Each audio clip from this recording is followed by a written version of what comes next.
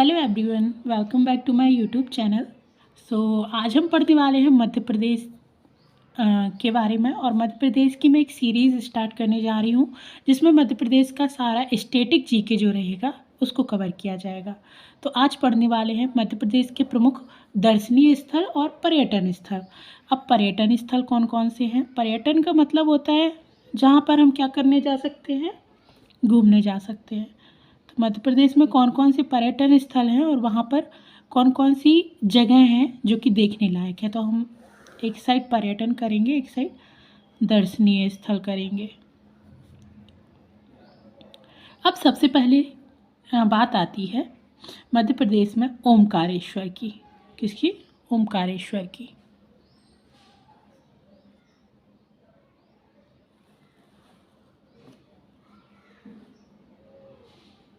ओमकारेश्वर, ओमकारेश्वर इसको बोला जाता है पवित्र नगरी। पवित्र नगरी। और यह कहाँ पर स्थित है? ओमकारेश्वर स्थित है हमारा खंडवा जिले में। मध्य प्रदेश का एक जिला है जिसको पूर्वी निमाड़ के नाम से भी जाना जाता है। खंडवा में ही है। और ओमकारेश्वर में अभी एक पंच अष्ट धातु की मूर्ति बनी है। वो किसकी बनी है? आदि गुरु शंकराचार्य की। और ओमकारेश्वर के पास में कौन सी नदी निकली है? तो ओमकारेश्वर के किनारे से जो नदी निकली है वह है नर्मदा नदी। अब यहाँ पर घूमने लायक स्थल कौन कौन से हैं? तो ज्योतिर्लिंग है। अब एक क्वेश्चन बनता है, भारत में कितने ज्योतिर्लिंग हैं? तो भारत में, पूरे भारत भर में हमें मालूम है 12 ज्योतिर्लिंग है। और 12 ज्योतिर्लिंग भारत के सभी कोनों में हैं, जिसमें मध्य प्रदेश में 2 ज्योतिर्लिंग आते हैं। और मध्य प्रदेश में जो ज्योतिर्लिंग है, एक है हमारे उज्जैन का महाकाल मंदिर, और दूसरा है ओमकारेश्वर में ममलेश्वर। इस ज्योतिर्लिंग का नाम है ममलेश्वर। और यह जो ज्योतिर्लिंग है वो कैसा है? द्विमुखी ज्योतिर्लिंग है। मानधाता मंदिर।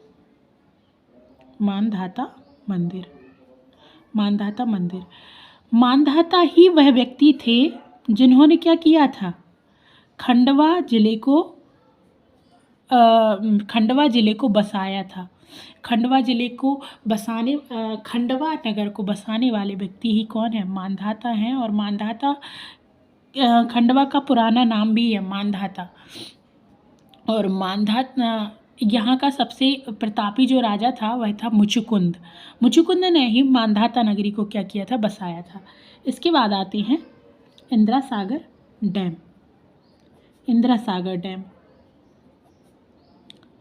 तो इंदिरा सागर डैम भी किस नदी पर है? यह भी नर्मदा नदी पर है। और यह मध्य प्रदेश की एकमात्र क्या है? कृत्रिम झील है। मध्य प्रदेश की एकमात्र कृत्रिम झील कौन है? इंदिरा सागर डैम। अब इसके बाद नर्मदा नदी पर ही एक टापू है जिसको बोला जाता है क्या? हनुवंतिया। क्या बोला जाता है? हनुवंतिया। यह टापू भी कहाँ पर है? तो यह टापू भी हमारा खंडवा जिले में है। और हनुवंतिया टापू पर ही हर साल क्या किया जाता है? एक महोत्सव मनाया जाता है। उसका नाम है जल महोत्सव। क्या मनाया जाता है? जल महोत्सव। और इसी हनुवंतिया टापू के पास में और इसी इंदिरा गांधी सागर बांध पर क्या किया गया है? एक सोलर प्लांट जो कि एशिया का सबसे बड़ा फ्लोटिंग सोलर प्लांट है। कैसा है? फ्लोटिंग। ये जो सोलर प्लांट है वो कैसा है? पानी में है, नदी में है। तो फ्लोटिंग सोलर प्लांट कहाँ पर लगाया गया है? इंदिरा सागर डैम में। जहाँ पर? कहाँ? नर्मदा नदी पर। और कहाँ पर? इंदिरा सागर डैम कहाँ पर है हमारा? खंडवा में है। अब आइए जानते हैं दूसरे पर्यटन स्थल के बारे में, जो कि है उज्जैन भी क्या है? यह भी पवित्र नगरी है। उज्जैन एक जिला है पवित्र। और उज्जैन अभी काफ़ी फेमस में रहा है क्योंकि यहाँ पर क्या बनाया गया है? महाकाल लोक बनाया गया है, महाकाल कॉरिडोर बनाया गया है इसके कारण। और उज्जैन जो है वह प्राचीनतम शहर में है। प्राचीनतम शहर के नाम से भी जाना जाता है। और उज्जैन पहले क्या हुआ करता था? उज्जैन का पुराना नाम था अवंतिका। क्या नाम था उज्जैन का पुराना नाम? अवंतिका या उज्जैनी। उज्जैनी। और अब ये अवंतिका नाम मिलता कहाँ से है? तो एक जैन धर्म और बौद्ध धर्म का अंगुत्तर निकाय है, तो उसमें इसका उल्लेख मिलता है। और उज्जैन में ही एक प्रतापी राजा थे जो कि भारतवर्ष के थे, मगध वंश के एक राजा हुए जिनका नाम क्या था? अशोक महान। वह कहाँ के? अवंतिका के ही राज्यपाल नियुक्त किए गए थे। अब इसके बाद आते हैं उज्जैन में क्या क्या घूमने लायक दर्शनीय स्थल है? तो महाकालेश्वर मंदिर है, महाकालेश्वर मंदिर। और ये जो महाकालेश्वर मंदिर है वह क्या है? महाकालेश्वर मंदिर भगवान शिव का मंदिर है जो कि 12 ज्योतिर्लिंग में से एक है, और यह एकमात्र दक्षिण मुखी, यहाँ का जो ज्योतिर्लिंग है वो कैसा है? एकमात्र दक्षिण मुखी है। इसके बाद यहाँ पर जंतर मंतर। अब ये जंतर मंतर क्या है? तो जंतर मंतर यहाँ पर एक वैधशाला का नाम है जो कि किसने जो हमारे राजा हुए एक सवाई जैस हैं उनके द्वारा बनवाई गई थी वैधशाला जंतर मंतर। यहाँ पर क्या किया जाता है? तो यहाँ पर ग्रहों का और ये जो एस्ट्रोनॉमी जिसको बोला जाता है, एस्ट्रोनॉमी लिख देती हूँ मैं, एस्ट्रोनॉमी का अध्ययन किया जाता था। अब इसके बाद आते हैं और क्या है? तो संदीपनी आश्रम है। संदीपनी आश्रम हम सभी ने सुना है। संदीपनी आश्रम में क्या था? हम भगवान श्री कृष्ण यहाँ पर अपनी एजुकेशन के लिए, अपनी शिक्षा दीक्षा लेने के लिए गए थे, और यहीं पर उनको एक उनका दोस्त मिला था जिसका नाम था क्या? सुदामा। इसके बाद यहाँ पर भृतहरि की गुफाएं हैं। भृतहरि की गुफाएं, भृतहरि की गुफाएं, गुफाएं। तो भृतहरि की जो गुफाएं हैं वहाँ पर वो गुफाओं में आप कंटिन्यू 10 मिनट तक नहीं रह सकते क्योंकि वहाँ पर ऑक्सीजन लेवल काफ़ी कम हो जाता है। अब इसके बाद आते हैं, एक चीज़ और है जो कि है भैरवनाथ का मंदिर। भैरवनाथ का मंदिर। अब ये भैरवनाथ का मंदिर क्यों फेमस है? क्योंकि यहाँ पर भैरवनाथ को क्या चढ़ाई जाती है? शराब चढ़ाई जाती है। उज्जैन में अभी एक और इनिशिएटिव काम किया गया है जो कि है कि पक्षियों के लिए एक बहुत ही बड़ा टावर बनाया गया है जहाँ पर वो क्या कर सकते हैं? अपना घर बना सकते हैं। अब इसके बाद आता है मैहर। पर्यटन स्थल है मैहर। यह भी एक पवित्र नगरी है। और मैहर किस ज़िले में पड़ती है? तो मैहर पड़ता है सतना ज़िले में। मैहर कहाँ? सतना ज़िले में। अब मैहर में क्या है? तो माँ शारदा का जो शक्तिपीठ होती हैं उनका मंदिर है, माँ शारदा का मंदिर। सॉरी, मैंने गलत बता दिया। मैहर पहले क्या था? सतना ज़िले में था, लेकिन मैहर अब एक खुद क्या बन गया है? ज़िला बन गया है, जो कि 53वां ज़िला बन गया है मैहर। तो माँ शारदा का क्या है? मंदिर है। यहीं पर एक और मंदिर है इसी मंदिर के पास में जो कि कौन सा है? वह है गोलमठ मंदिर। और कभी क्वेश्चन आ जाए जो माँ शारदा का मंदिर है वो किस पर्वत पर है? तो यह है त्रिकूट पर्वत पर। किस पर है? त्रिकूट पर्वत पर। त्रिकूट पर्वत किस पर्वत की पर्वत श्रृंखला है? तो यह है विंध्याचल श्रेणी की पर्वत श्रृंखला है। अब इसके बाद आते हैं हम खजुराहो। खजुराहो किस ज़िले में स्थित है? यह है छतरपुर ज़िले में। और छतरपुर ज़िला किसके द्वारा बसाया गया था? तो वह बसाया गया था छत्रसाल, जो कि औरंगजेब के समकालीन थे। और छत्रसाल ने ही एक और ज़िला बसाया था जो कि है पन्ना ज़िले को अपनी क्या बनाई थी? इन्होंने अपनी राजधानी बनाई थी पन्ना के लिए। खजुराहो में कौन सा दर्शनीय स्थल है? तो खजुराहो में चंदेल वंशीय मंदिर हैं। क्या है? चंदेल वंशीय मंदिर। चंदेल वंशीय मंदिर हैं। और पहले जो प्राचीन काल में यह क्या थे, 84 मंदिर हुआ करते थे, लेकिन औरंगजेब के टाइम पर इनको मिटवा दिया गया और करंट में जो मंदिर हैं वह कितने हैं, 22 मंदिर शेष बचे हैं।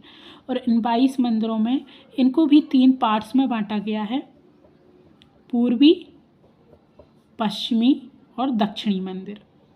तो अगर पूछा जाए आपसे कि हिंदू मंदिर कहाँ पर हैं, तो वह पश्चिमी हैं और जैन मंदिर पूर्वी हैं। तो अब यहाँ पर मंदिर कौन कौन से हैं, तो पहला मंदिर है हमारा कंदरिया महादेव मंदिर। कंदरिया महादेव मंदिर। अब कंदरिया महादेव मंदिर क्या है, तो इसकी जो डिज़ाइन है, इसको बनाया गया है, कंदरिया का मतलब होता है गुफाएं, और गुफाओं के आकार की वजह से इस मंदिर को नाम दिया गया है कंदरिया महादेव मंदिर। ये सारे जो मंदिर हैं वे कौन सी शैली में बने हुए हैं, तो यह बने हुए हैं पंचेत शैली में। अब इसके बाद कंदरिया महादेव मंदिर है। अभी एक क्वेश्चन आया था, किसके बारे, एक क्वेश्चन आया था खजुराहो के ही मंदिर के बारे में कि कौन सा मंदिर सबसे प्राचीन मंदिर है। मतंगेश्वर मंदिर यहाँ पर क्या है, सबसे प्राचीन मंदिर है और एकमात्र ऐसा मंदिर है जहाँ पर क्या होता है, आज भी पूजा पाठ होता है। खजुराहो के सभी मंदिर में पूजा पाठ नहीं होता है, लेकिन इस मंदिर में होता है। अब इसके बाद कंदरिया महादेव मंदिर हो गया, लक्ष्मण मंदिर हो गया, और अभी एक और चीज़ यहाँ पर हो रही है जो कि क्या है, सबसे बड़ा, एशिया का सबसे बड़ा पनीर कारखाना, पनीर बनाने का संयंत्र कहाँ पर लगाया जा रहा है, खजुराहो में लगाया जा रहा है। और इसके बाद यहाँ पर क्या बनाया जा रहा है, डायमंड म्यूज़ियम। डायमंड म्यूज़ियम भी कहाँ बनाया जा रहा है, खजुराहो में ही बनाया जा रहा है। बढ़ते हैं अगले पर्यटन स्थल की तरफ, जो कि है हमारा क्या, महेश्वर।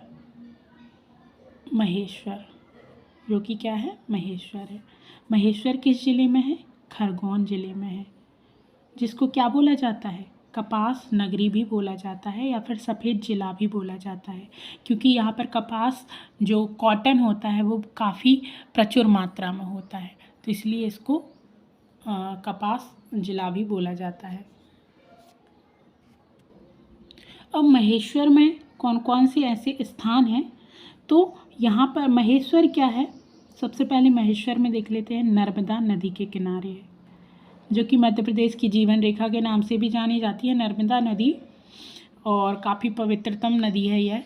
तो नर्मदा नदी के किनारे बसा हुआ है। महेश्वर बसाया किसने था, तो अहिल्याबाई ने, अहिल्याबाई।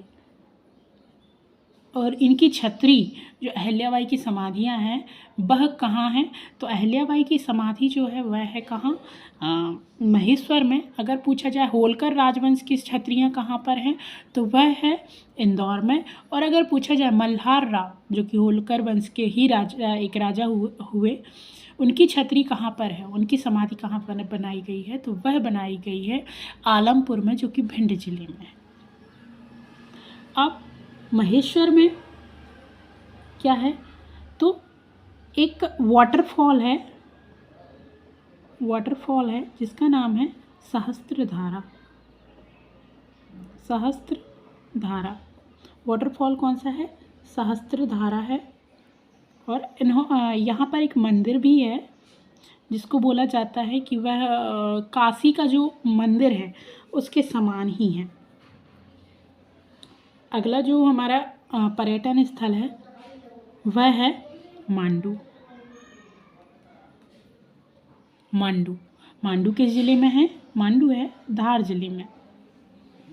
मांडू का किस ज़िले में है, धार ज़िले में है मांडू।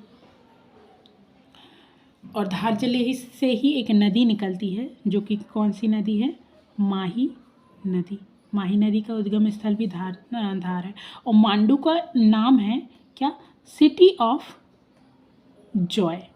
मांडू को जाना जाता है सिटी ऑफ जॉय के नाम से, क्यों, या फिर इसी को बोला जाता है आनंद की नगरी। आनंद की नगरी। अब जो मांडू है मांडू में कौन कौन से दर्शनीय स्थल हैं? तो मांडू में काफ़ी सारे दर्शनीय स्थल हैं, जैसे कि हो गया हमारा जहाज महल, रानी रूपमती का महल, रानी रूपमती महल, हिंडोला महल,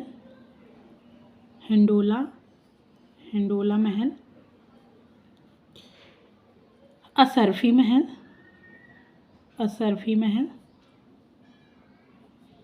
बाज बहादुर महल। यहाँ पर आपको एक प्रेम कहानी देखने को मिलती है रानी रूपमती और बाज बहादुर के बीच में, और बाज बहादुर ने ही रानी रूपमती की याद में क्या बनवाया था? रानी रूपमती महल बनवाया था, और उनके ही नाम पर एक उन्होंने तालाब बनवाया था जिसको बोला जाता है रूपमती ताल। बाज बहादुर महल, असरफी महल, हिंडोला महल, जहाज महल। इसके बाद आते हैं हम अपने अगले दर्शनीय स्थल पर, जो कि है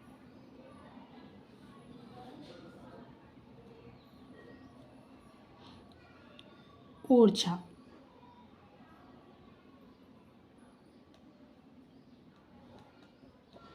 ओरछा किस ज़िले में है? तो ओरछा खुद ही एक ज़िला है अब। पहले यह टीकमगढ़ ज़िले का हिस्सा हुआ करता था, लेकिन 2019 में, आई थिंक 19 या 20 में ओरछा को क्या कर दिया गया? एक अलग ज़िले का दर्जा दे दिया गया। तो ओरछा में क्या है? तो यहाँ पर है जहांगीर महल। कौन सा महल? जहांगीर महल। ओरछा में जहांगीर महल है, और राम लला का मंदिर है, राजा राम मंदिर है, जो कि काफ़ी फेमस एंड प्रसिद्ध मंदिर है। और यहाँ पर राजा राम को बाल रूप में यहाँ पर एक मूर्ति है, और ये जो मूर्ति है वह कहाँ पर रखी हुई है? तो जो मंदिर है, जो महल है, जहाँ जो कि ओरछा का महल के नाम से जाना जाता है, ओरछा का जो महल है वहाँ की किचन में इनकी मूर्ति रखी हुई है।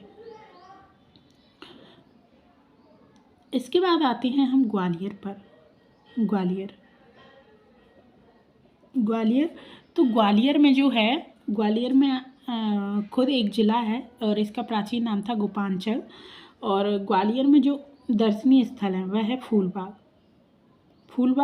क्या है? फूलबाग जो कि किनकी?